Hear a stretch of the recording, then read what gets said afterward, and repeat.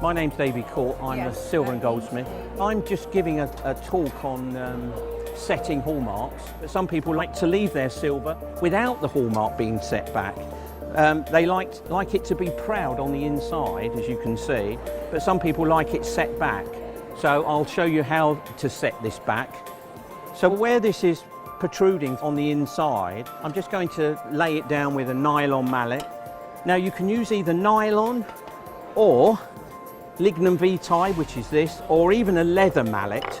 And the reason I use these soft materials is I don't want to damage the mark. So I've got what we call a bottom stake. I'm going to set the bowl on the bottom stake and just start tapping.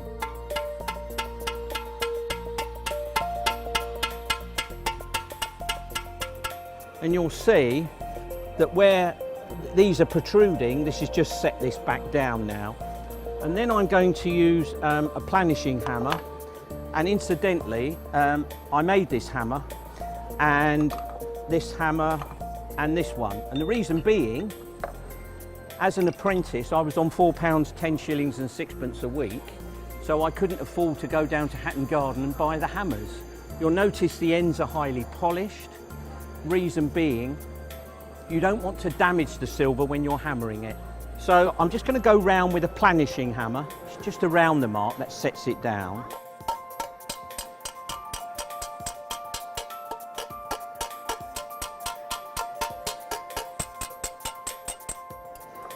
Now, that's set it down a lot better than it was before. If you wanted to lay that mark right down, you would get a piece of sheet lead and then lay it on the mark, and then with a planishing hammer again, but between the sheet lead, I just hammer that down, and the sheet lead being soft doesn't damage the mark, but it actually lays the mark right down on the inside, and then the inside is nice and flat. Now I'm going to add to that lead is one of the most dangerous things you can use in silversmithing, because if you have a piece of lead the size of a pinhead, it will eat a hole through the silver 3 times its own size when you heat the silver up.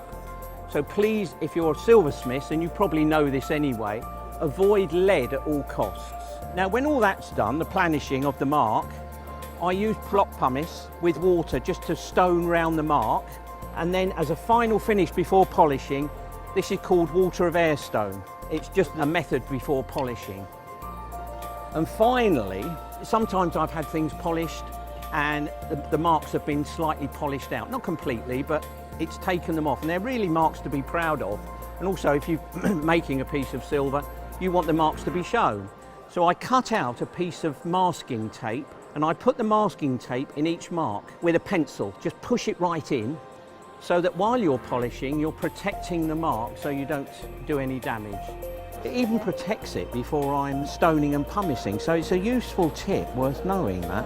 So that's it really, that's the setting back of the marks. Is there any questions?